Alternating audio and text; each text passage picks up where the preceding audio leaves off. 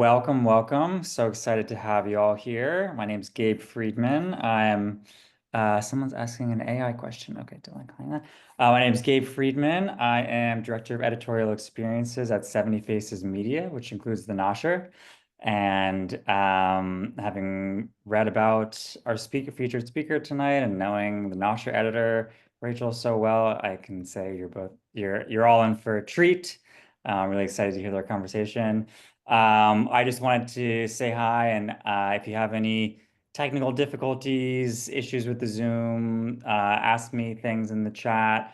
I'm going to put my email in the chat as well. You'll all get a recording of tonight's conversation, most likely tomorrow, latest within 48 hours. And I'll be putting links to Beejhy's book in the chat and in the follow-up email.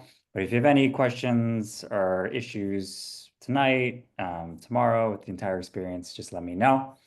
I will introduce them in a second. I just wanted to say the logistics are just that we're just going to be here for about an hour. You should put all your questions and comments, questions for BJ and Rachel in the chat, and Rachel will pose as many as she can in the last few minutes. Let's be civil. I don't think we were just talking about how we want to really just talk about food and feeding each other and good vibes and things. But let's keep it G-rated and friendly and all that in the chat. I think that is all. So let me I'll introduce Rachel Meyerson, a writer and senior editor of The Nosher. She's written about food and culture for Bon Appetit, Thrillist, and Vice, among others. She was born and raised in the UK and now lives in Tel Aviv and has worked on The Nosher for several years now, and she's great. And we are joined by, let me pull up the right bio here for a second. Beejhy Barhany, the founding owner and executive chef of Sion Cafe, an Ethiopian and Israeli restaurant that has been open in Harlem's historic Sugar Hill neighborhood for 10 years and which is now completely vegan and kosher. Barhany was born in Ethiopia, raised mostly in Israel, and moved to New York in 2001. In 2003, she founded the Bina Cultural Foundation, which is dedicated to the empowerment of the Beta Israel or Ethiopian Jewish community within the United States. She's a frequent cooking teacher and speaker at Jewish cultural events in the New York area, and she lives with her husband and two children in Harlem. So, Rachel, with that, I'm going to let you take it away. Thanks, Gabe. Hi, everyone. So lovely to have you here. And BJ, so lovely to be sitting virtually opposite you. I was saying to you in the waiting room, as we were waiting to begin, that as you can probably imagine, as a food editor, I get a lot of cookbooks through my letterbox or my inbox. And, every cookbook is an achievement. There's so much work that goes into each one, but few of them really stand out. And Gursha immediately did. I first of all took it to my bedside table and I read it cover to cover, truly like I would a novel. And then I took it into the kitchen. And for me, that is the sign of a great, a great cookbook that everyone should have on their shelves. It's so interesting. I learned so much, and it's dynamic and colorful. And there's so much knowledge and history there that I hope we can touch on a little bit during the course of the evening. So I kind of wanted to start where the book begins, really, which is your childhood or early childhood in Ethiopia. And can you share with us a little bit about um, your family history and your memories of growing up there and what that kind of felt and tasted like? Yeah, first, thank you for having me here on this platform. And hello, shalom to everybody all over the world. Such a pleasure to be here with you this evening, or sometimes maybe later on in some other parts of the world. But yeah, Gursha, first of all, the title Gursha is the act or gesture of feeding one another, nurturing your loved ones, your friends, your guests. That's what I wanted to do for the readers, for the people who purchased the book. And we've been doing that for over a decade here at Sion Cafe. And that is actually going back to my upbringing. I was born to into an ancient Jewish community that adhere to Jewish practices for thousands of years in Ethiopia, in the Tigray part. There, my recollection, it's a very gorgeous landscape with fruits and vegetables and river, and living in a big compound with 3 generation family family in that area, and access to so much tradition, stories, and tradition that that's my childhood. And of course, the anticipation of welcoming Shabbat, the excitement, seeing my mom and my aunties since Thursday preparing to welcome Shabbat the Queen by washing their embroidery dress, and then preparing the different stews, from going peeling garlic and onion and picking the best fish and what have you. That's my rich recollection from Tigray at the young age. And of course, when we're talking about Shabbat, after the Shabbat is in, we welcome with drums and singing at the synagogue. You have this festive meal that everybody share and eat together and feed one another. So that's a very short glimpse to the rich traditions that I was brought up into from the Tigray community in northern part of Ethiopia. And as I understand it, there was a lot of talk about Israel, of returning to the promised land, and that was sort of this dream and this goal that eventually became a reality, but not necessarily through an easy route. Beejhy, just checking you can still hear. I can hear you. Yes, We got you back. He got me back. Repeat again the question. I'm sorry. So I was asking about this dream of finding your way to Israel and how that sort of impacted your childhood, and then eventually that that aim, I guess, or collective aim for your family and your community sort of started to become a reality. Can you take us through that journey? Yes, of course. So what I remember, with this gorgeous landscape, beautiful food, delicious flavors and aromas, I remember one late night that I've been waking up and my auntie was telling me, it's time to go, put your shoes on, we're making the journey to the promised land, or what have you. I didn't understand what she's talking about in the middle of the night. Why are you bothering me? All that stuff. But she took me and put me on a horse behind my grandma, and I was very confused, and I even started crying. I didn't understand what's happening. But as a 4 years old, you're really not understanding what is the whole commotion. You just want to stay asleep. But now that I understand is this trip of the journey of 300 villagers was planned for months to make sure the elders within the community hire the right guides to show us the road. And at that point, actually, it was kind of illegal to leave Ethiopia. It was the beginning of the Red Terror, was they killed Haile Selassie, the emperor, and a dictator came to power, and Jewish, non-Jewish, Muslim, Christian, nobody can leave the country. That was the situation. So it was terrifying for everybody. So imagine, as a Jewish people, we decided this is about time to start the journey, because I had cousins that immigrated to Israel from the 40s and 50s and 60s, and they've been corresponding with us, telling us this is the time to leave Ethiopia and eventually unify with our brothers and sisters in the promised land. Of course, it took a while, a lot of planning and all of that stuff. But the journey as I said, it was about 300 people within the Tigray Shira village that starting marching towards Sudan. And that is on horses or wagons, whatever you have at your disposal. Literally, people left whatever they had in order not to make a scene out of it. If the authorities see suspicious activity or what have you, you will be, prosecuted. So people left whatever they had in order really to make it as secretive as possible. Of course, people try to get something out of whatever they could, but it wasn't happening. So imagine you that early in the morning, late at night, they putting me in behind my grandma. We keep on the journey towards Sudan.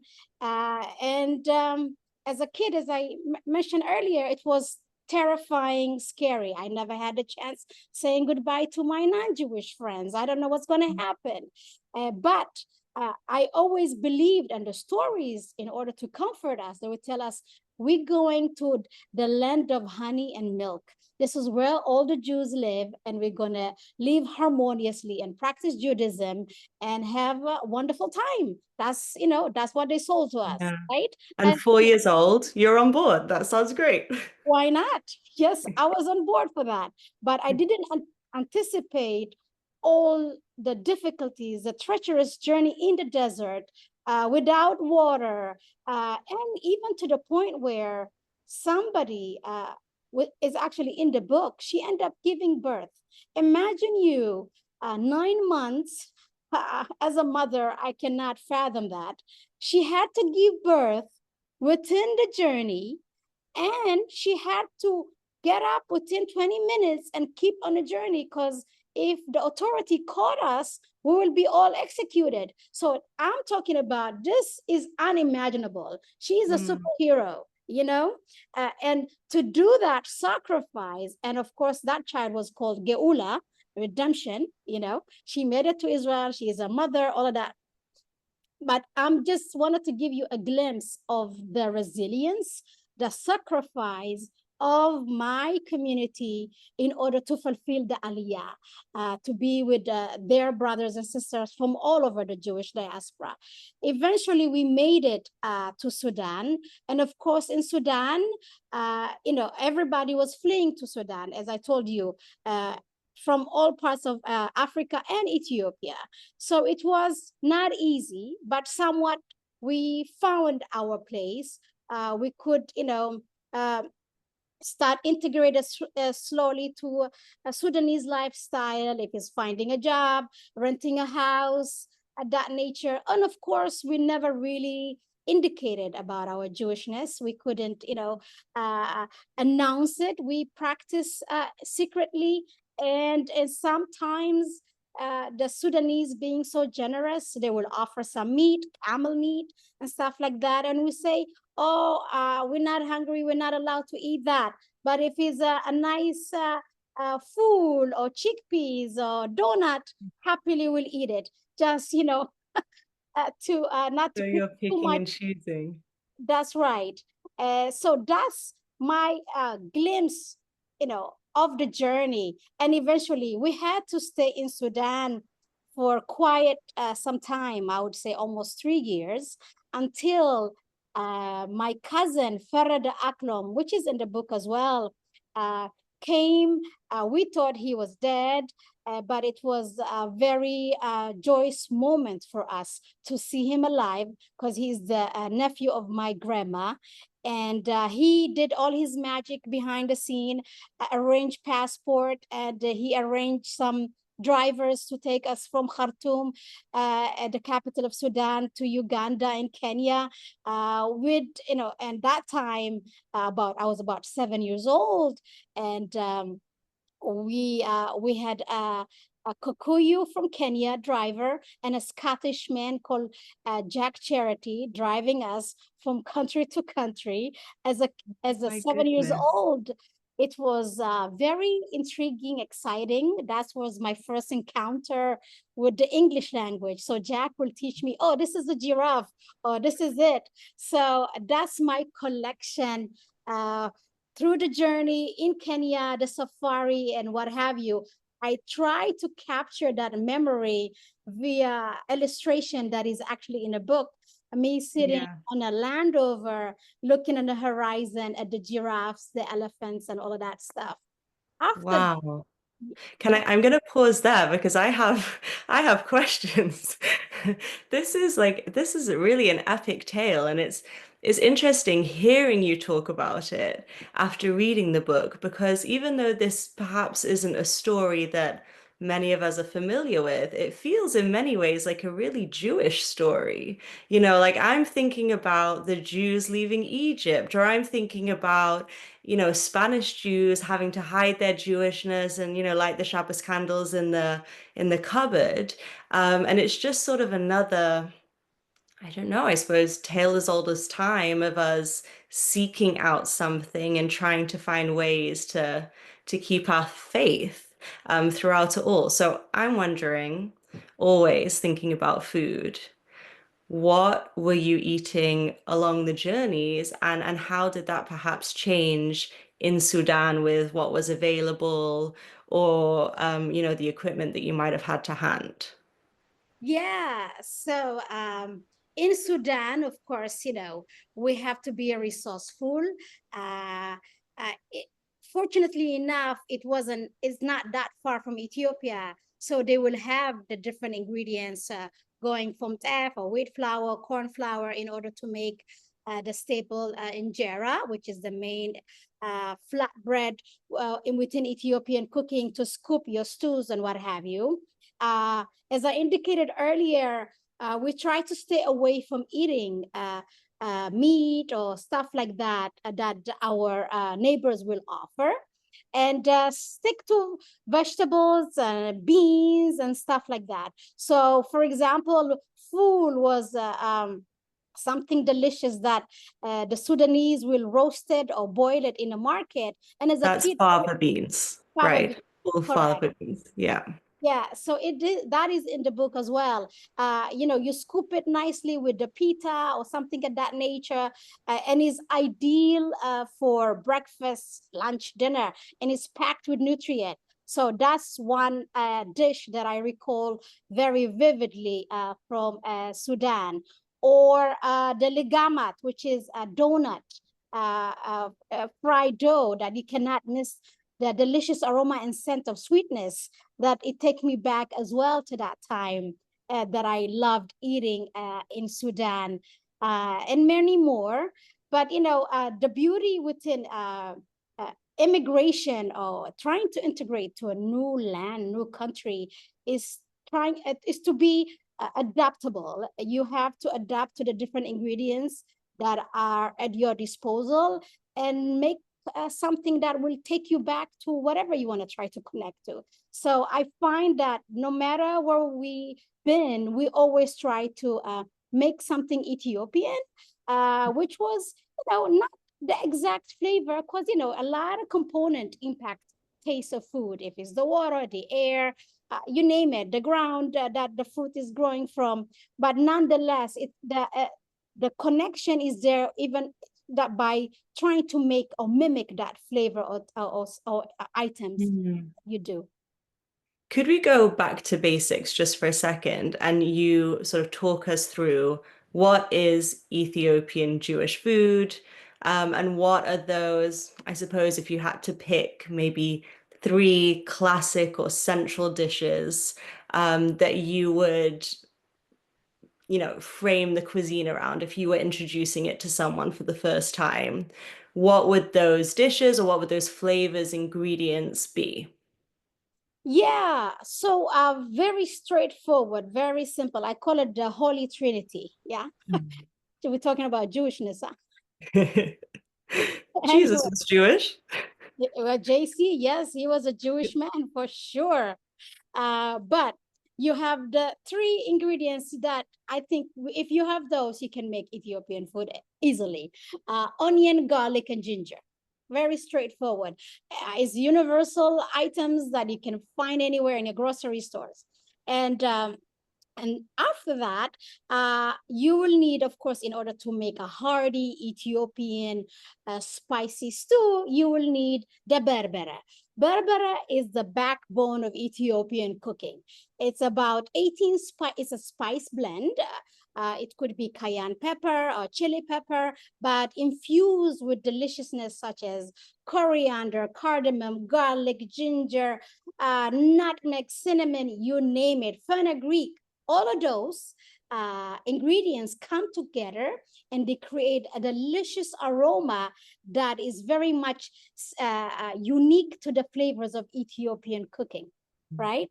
So in the book, I build it gradually in order to help you to make the berbere spice.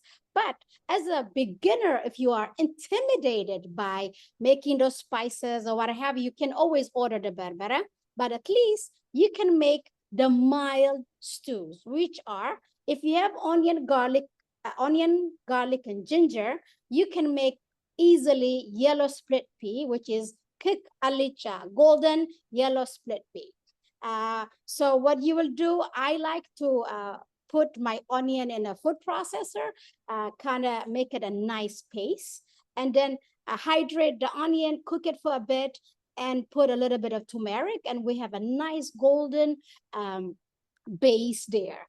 And with that, you're gonna add your yellow split pea. So here you got a nice, simple, nutritious yellow split pea stew that you can use as a dip. You can eat it with rice. You can eat it with over a salad or what have you. So that's something Ethiopian that you can adapt easily. The other thing is you can make a vegan collard green, right? Yeah, we have different species of collard green. With what we have back in Ethiopia and maybe even in Israel and the US is a bit different. So you can use kale, you can use spinach, any leafy green or chard, what have you. And once you have onion, garlic, and ginger, you can make that Ethiopian style, right? So are we making it easy for everybody? Can we agree on that? Yes? I see some nodding. And also what's striking me when you're talking is just how nutritionally dense these ingredients are. And also, you know, when we talk about food as health or food as medicine, all of these spices, you know, they're good for the body as well as for the soul. So you're eating like really, I suppose, instinctively for the body in the way that maybe people are learning how to once again these days. But for you, that's like your culinary birthright, right? Like natural things that are keeping you strong and giving you strength for this journey that you're taking. That's correct. And not only that, the way I grew up eating or the Ethiopian Jewish community does is everything is seasonal and is which mean cook the food that is in season, which is that's how our body is built on. And then, you know, when it's winter, eat more pumpkin, potatoes, and stuff like that. When it's spring, a little bit more leafy. So the body is kind of changing according to the season and is good for the metabolism. You know, and that whole aspect of eating a lot of vegetables or legume is very much ancient Hebraic tradition. It's not foreign from the tradition that I was brought up in. For example, lentil, right? Red lentil, legume. It's a comfort food within Ethiopian tradition, Ethiopian Jewish tradition, if you may. It's even biblical. This is the red stew that Jacob made for Esau. Right. Stuff like that. And even the seasoning, we're talking about the pepper, cardamom, coriander. These are all ancient biblical ingredients that Ethiopian Jews been cooking, still cooking for thousands of years. And it's very good for you, packed with healing ability and so forth. So there's a lot of wisdom there in the way that you're cooking and also in the way that you're using, you know, the same ingredients again and again and things aren't going to waste and it's like utilitarian in that way too.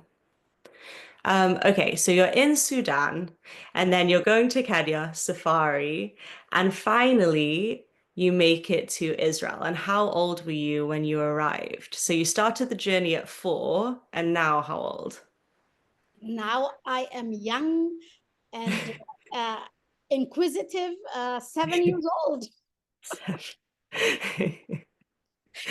Uh, yeah, we make it to Ben Gurion. I would say, people welcome us. They say Baruchim Abaim to the promised land. I recall my grandma kissing the turf, the ground, and Ben Gurion, and people weeping from joy. For me, it was like, wow, it's a new place. How lovely. I didn't understand the magnitude of that, but it was exciting, very much to be in the land of the Jews, as I call it. And right away, we get there. Of course, we have to adapt to Israeli society. We got new names. We didn't understand much of the culture. We thought we were the only Jews in the world. And vice versa. The Israeli thought, I never saw a Black Jew before. So, it was a mutual way of trying to understand who's this, what are they, and all of that stuff. Integrating to Israeli society, I wouldn't say it was easy. No. But I would say what drove my parents, my community is the love and connection to Israel. Yeah. No matter what, we started with the sacrifice that people sacrifice in order to make the aliyah, and nonetheless, with all of the difficulties into integration to Israeli society, people didn't want to give up, even to the point where our Jewishness was questioned. Right? Did people give up on that? Not at all. This is where we're going to be, and time will come, and people will understand and respect one another. But food-wise, being in Israel was very intriguing for me. As a kid, I didn't want to touch any Ethiopian food. I wanted more of the chocolate shachar or the falafel or the schnitzel, stuff like that. To school, I wouldn't dare take in Ethiopian food. It's like, it's not cool. It's Right. not, you know? I was going to ask, and I feel like that is, an experience I've heard from, it doesn't matter where you're coming from, when you're in school and you're in the playground and you're comparing your arochat esser, that's like your little lunchbox. You want to be just like everyone else. And it's interesting hearing you talk about it now, because you obviously experienced that with sort of the innocence of a child and understand all of that strength and hardship and resilience that was necessary for, the adults around you, kind of in hindsight. But do you remember it as a positive experience, or it was hard, or a little bit of both? You mean life in Israel? Yes, and especially those, early years. I would say, it was both in a way. We were very happy to be in Israel. And yet it wasn't easy because you've been called names and stuff like that. You don't find you belong, all of those. But at the end of the day, I find kids to be kids, very welcoming, and no judgment whatsoever. So I had friends from Russia, Yemen, Morocco, Tunisia, and they will invite me to their homes, and I try their food, stuff like that. Yeah. So that was a wonderful opportunity to be in the small melting pot of Israel and try different way of welcoming Shabbat or something of that nature. So overall, yeah, it wasn't easy, but it was a lot of fun as well to find new ways to integrate and learn the new language and stuff like that. Go to school. Yeah. Yeah, I mean, you strike me as someone who's not afraid of a challenge and just goes for it.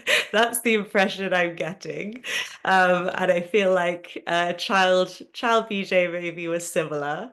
And so what you're saying really is that there were lots of opportunities to learn, and especially culinarily, you're being introduced to all these new tastes and ingredients, which, you know, as a mum of young kids, like what a dream to have a child who just wants to try everything from everywhere. And that's exciting. And you're being exposed to all sorts of new things.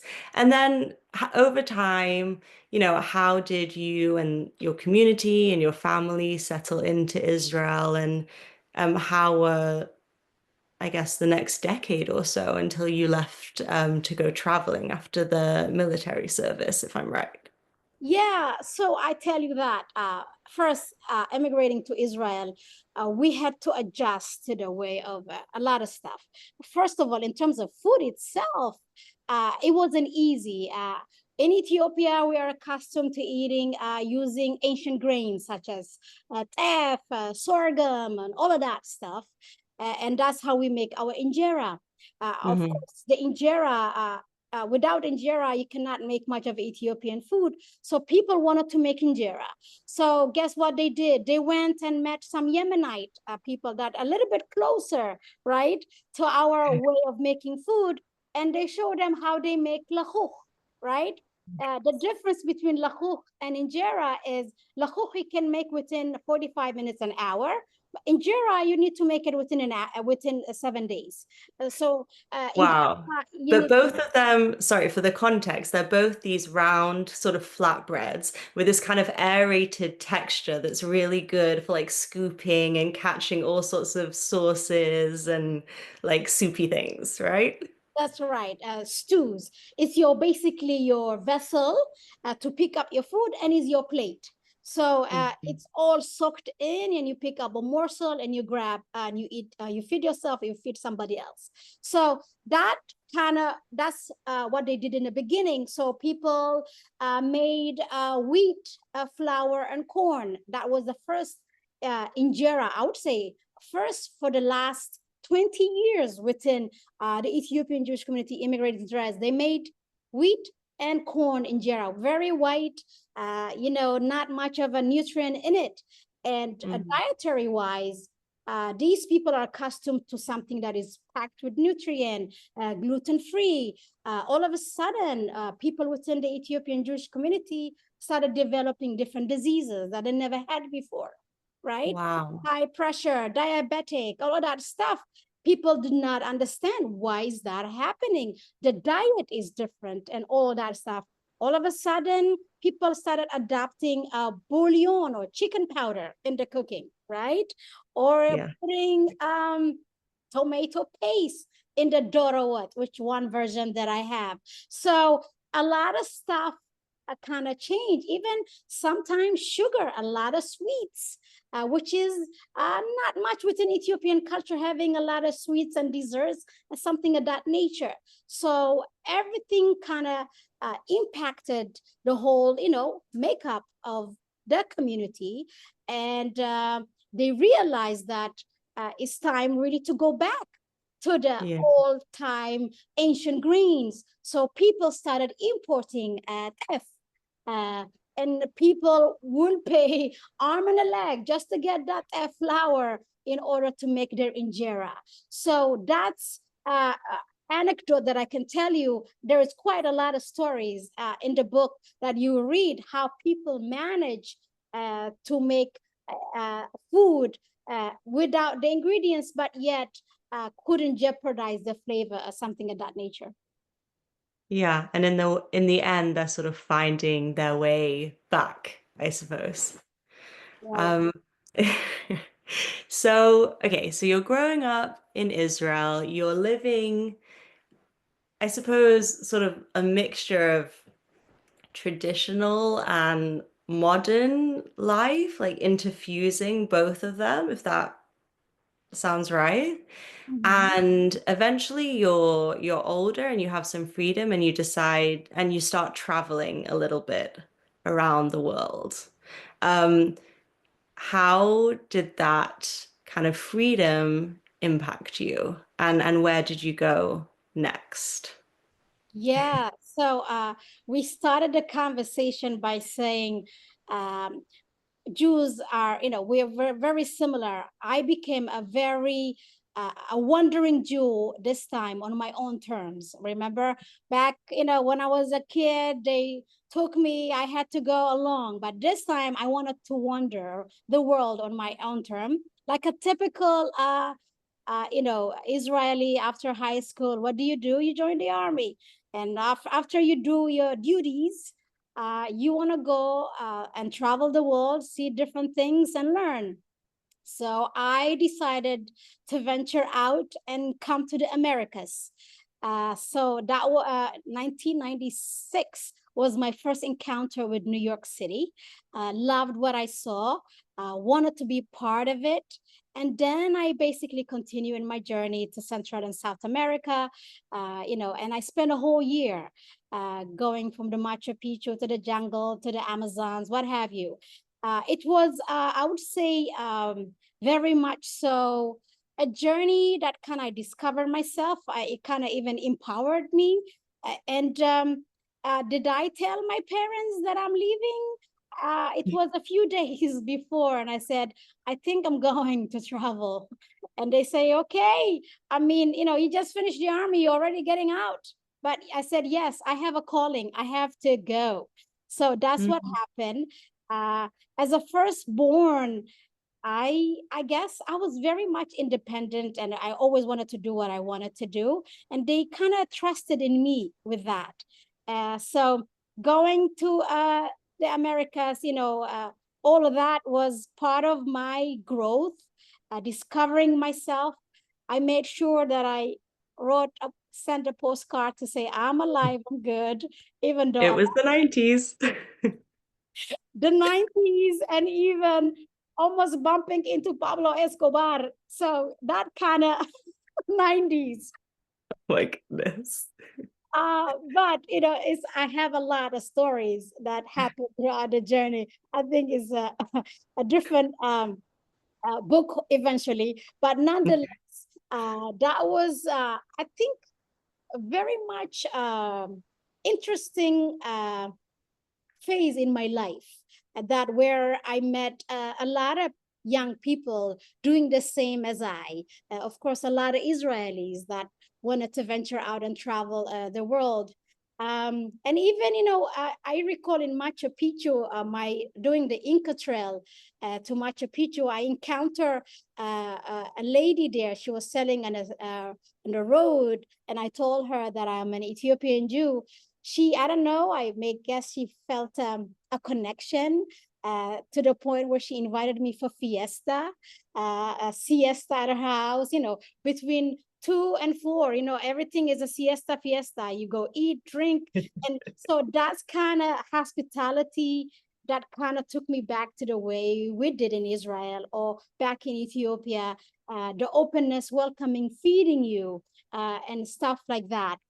After that wonderful experience in South America, I went back to Israel, with the whole notion of, yeah, now I'm going to do this and this. But kind of, I would say the whole excitement, the dream that I had, kind of burst, shattered all of a sudden. And that is because a lot of issues have been impacting my community, I would say. One thing that kind of broke the back of the camel is there was a whole scandal of the blood. I don't know if you recall, Ethiopian Jewry were donating blood like any other citizen, and then all of a sudden, all the donations were thrown to the trash because it might be contaminated with AIDS, what have you. So that kind of really devastated me and a lot of peers at my age that serve in the army. And I'm like, what the hell? You are here trying to be as Israeli as possible, giving, volunteering your time, and yet you're not fully treated. You're not equally treated. So that kind of, devastated me in a way that I said, you know what? I think New York is calling me. I'm just going to get out of here and go to New York. Long story short, came to New York, trying to find that belonging, a community, what have you, wasn't easy. Again, you go to a synagogue and people ask you, are you Jewish? Okay. Like, what's wrong with these people? Why would I come to a synagogue if I'm not Jewish?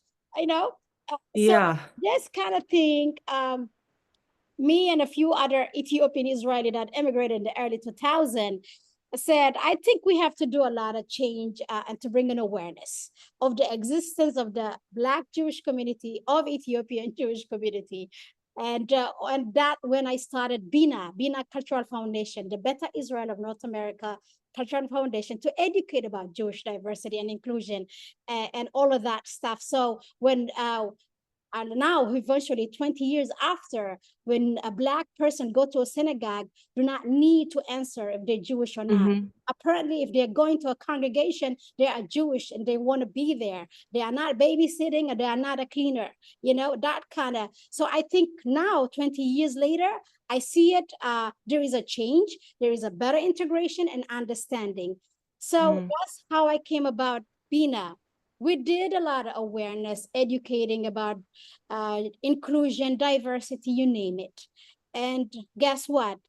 Always the question of Ethiopian Jewish food, what is it, came upon. Yeah. So I said, I guess I have to answer that question again. So I decided to open Sion Cafe, where I can nourish and have a platform where I can welcome people from all over walks of life, Jewish, non-Jewish, Black, white, you name it, so they can come, break bread, learn about the diversity within the Jewish world, and sample some deliciousness of Ethiopian cuisine. And with that, we top it with a little bit of music, art, and what have you. And we've been there for the last, over a decade, nourishing the community one at a time.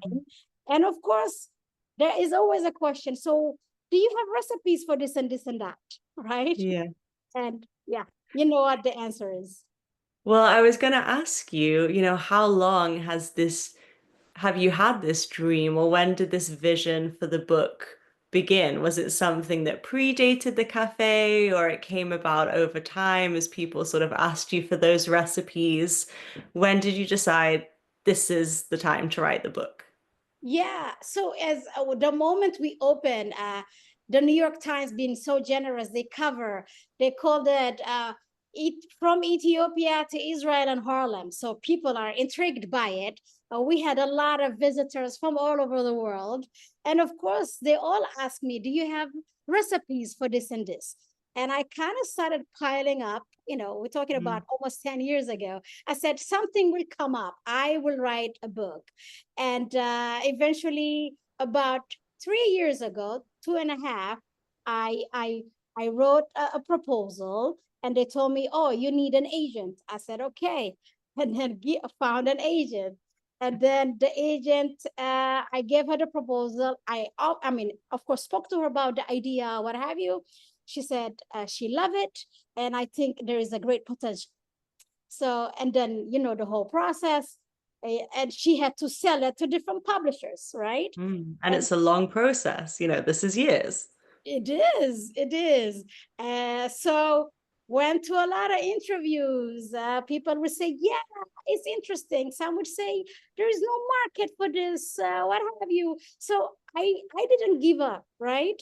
And at the end of the day, throughout, I guess, COVID happened as well, right? And uh, I guess the death of George Floyd, there was a whole movement around of DAI right now, which is going out, unfortunately, right? For inclusion and diversity, right? Within that world of the book world, you name it, everywhere, right? I guess that clicked at that point, the proposal. And Penguin Randolph House or Knaf loved the idea, and they said, yes, we'll take it. And I have to say, another shameless plug. I didn't write this book. I have no skin in this game, but I have to say, if you have liked or want to learn more about anything that we've touched on in this conversation, Beejhy goes into so much more detail and so much more color and description within the book. So please do yourselves a favor and go and get yourself a copy. Before I open this up to some of our viewer questions, I have a hard question for you. And I'm interested to know how you respond. Where would you say is home for you at this point in time? Well, I always answer I'm a wandering Jew. Home Mm, is where I feel comfortable. At this point in time, I am in Harlem, New York, Sugar Hill, living comfortably with my family and my Shih Tzu poodle, Lucy. So this is home as of now. But at the back of my mind, home is always the promised land, Jerusalem, right? And the reason I tell you as well, I called Zion, Zion, Zion, Mount Zion. I always say, even though I'm in the West, somewhere, my heart is always in the East. Home is mm, always Zion, Jerusalem. So yeah, physically I'm here, but my heart is always in Zion. mm.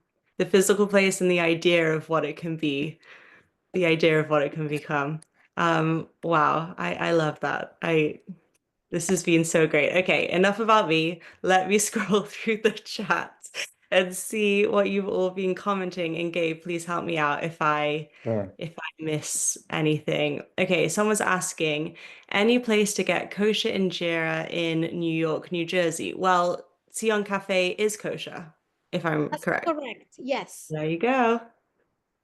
So I think hello. I was gonna say I think you'll have many people buying the book after this, but I think you'll have many people coming to your restaurant too, because they're talking about that in the chat. So Sounds good. We'll love to host them. Someone's asking, do you make devo?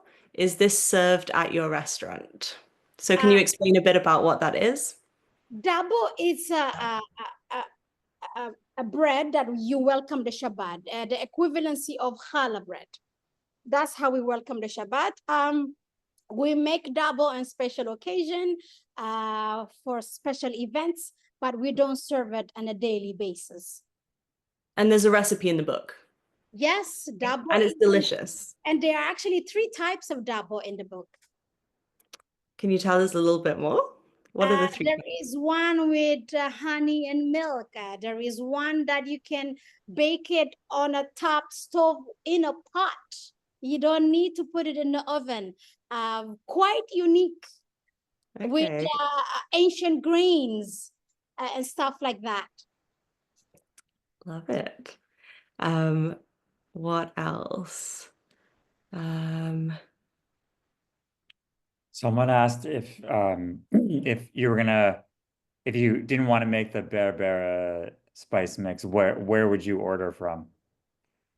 It depends where you are, but you can find anything actually on our website too. We make our berbera. We can ship it anywhere in the Oh, you country. ship it. Okay, Yeah, so great. you can look at sioncafe.com, tion.com. We have the berbera there. There is a blend and there is a whole package with hot sauce too that we can ship.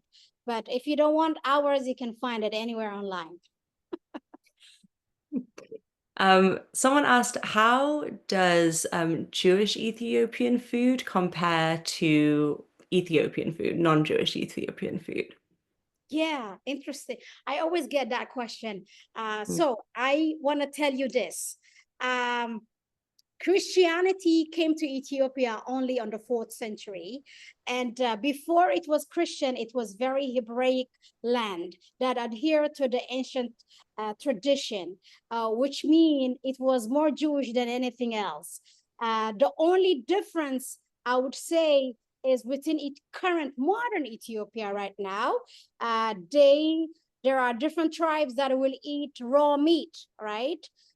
Which the Oromo, which Ethiopian Jews will never do that because we strictly believe and adhere to the Torah dietary law. But other than that, there is no much of a difference at all. I would say the Ethiopian Jews impacted Christianity because you see now within Ethiopia itself, they don't eat pork, they observe the Shabbat and a lot of stuff. So, yeah. Fascinating. So that's the Jewish influence.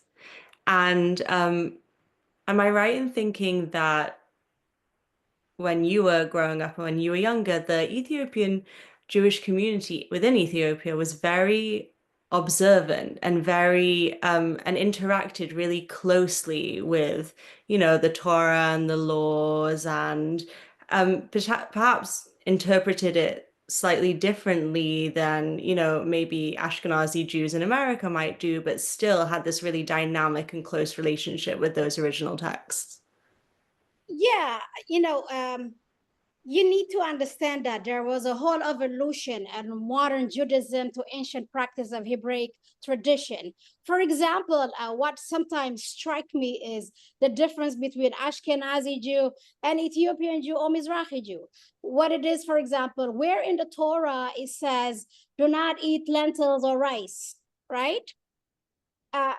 We Ethiopian Jews eat lentil. It's a mitzvah actually to eat lentil and or legume, right? So, but with that context, we cannot really judge somebody. Are you Jewish enough or not Jewish enough? You know what I mean by that? We have different understanding and perspective of the Jewish practices, and we actually believe that we adhere and preserve a lot of tradition that modern Judaism kind of let go. Yeah, I mean, we can have a whole debate around it, but yes, Ethiopian Jews preserve and adhere very, maybe now you call it very observant, but that's a given. This is how the Hebrews practice Hebraic tradition. You know what I mean? That's the way it is. Shabbat is a Shabbat. You observing the Shabbat. Do not drive or do laundry within my tradition. That's you are staying away from any labor that associated from daily life, right? Weekly habits. So that is it strictness? No, this is what we supposed to do. You know what I mean? Yeah, I mean, I think we could debate, or we could just say, you know, we're all building on the same thing here, right? Like we're just opening up the conversation and we're opening up the cuisines. And, you know, when people say, what is Jewish food? I hope after this conversation, like that answer might be a little bit different because it can mean so many things. And we can all learn from each other. Okay, more questions. Scrolling through. Okay, so did the rest of the community, did the community that you left Ethiopia with manage to stay together, I assume, within Israel? What? But I think, you know, people venture to different cities, towns that they wanted to have to live or have contact with family that were there before. Not necessarily. It's been almost 1983, almost 43 years ago. It's a while, you know what I mean? That the Ethiopian, it was one of the the first groups that kind of led the whole flood of immigration from Ethiopia to Israel. You know, that wasn't the easy way, not Operation Solomon that they flew straight from Addis Ababa to Israel. This particular group that, you know, they sacrifice and they showcase their resilience in order to fulfill the Aliyah to Israel. Absolutely. Someone asked, could you give us an example of a traditional Ethiopian Jewish menu for Passover? Maybe not the full menu, but a few standout dishes. Yeah, it's actually, there is a whole section devoted for Pesach, Rosh There you Hashanah, go. Shabbat, Sigt. For those of you who don't know Sigt, have you anybody heard about the holiday Sigt?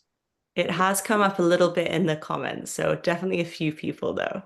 Lovely. So yeah, there is a lot of holiday sections that I kind of curated food with those holidays. And for example, you spoke about Pesach.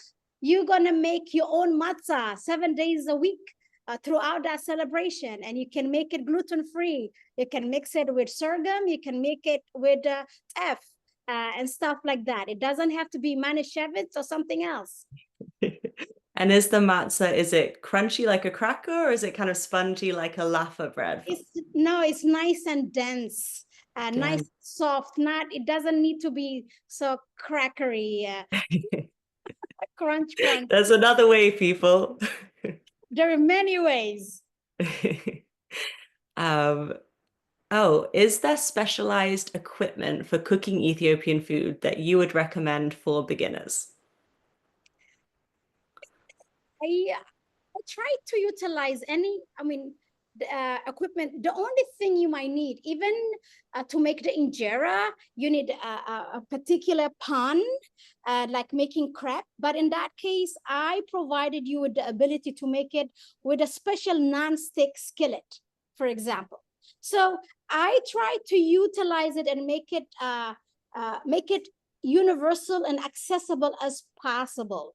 So you can make injera with non-stick skillet, which you're going to devote specifically only for injera making. You cannot use it for making your eggs, only for your injera. There is a whole recipe there as well. So, and I would say you need knife, a lot of onion, garlic, and ginger. And yeah, you can make Ethiopian food anywhere.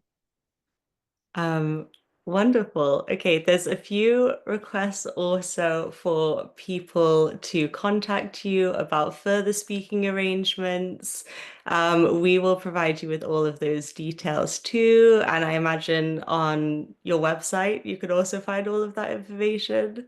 That's correct. Yeah, I can give you my email address. It's Sion, Tsion, cafe, CAFE @gmail.com.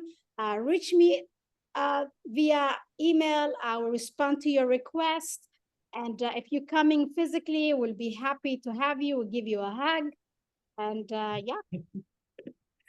Well, I'm sure you'll be hearing from many people. I can confidently say I enjoyed this conversation as much as everyone else. And thank you so much, Beejhy, for giving your time, for sharing your knowledge, and for writing such an important and fun and fascinating book. And again, go out and get yourselves a coffee. Really, you won't regret it. Thank you so much for having me. And thank you, everybody, for tuning in. And we shall continue the conversation. Thank you so much. Great talk, Rachel. Beejhy, people were commenting on your smile, your joie de vivre, and not just your story. So thanks for being such an engaging speaker with us. It was great having you. And hope to see some of you at a future Nasher event. People were asking about cooking classes. We do cooking classes, and I'm sure Beejhy does too. Maybe we can connect over that. And if you don't get an email tomorrow or the next day with the recording and links to that kind of thing, email me. I'll put my email in one more time in the chat. And yeah, hope to see you all soon. Shalom, everybody. Shalom. Thank you so much. Thanks again.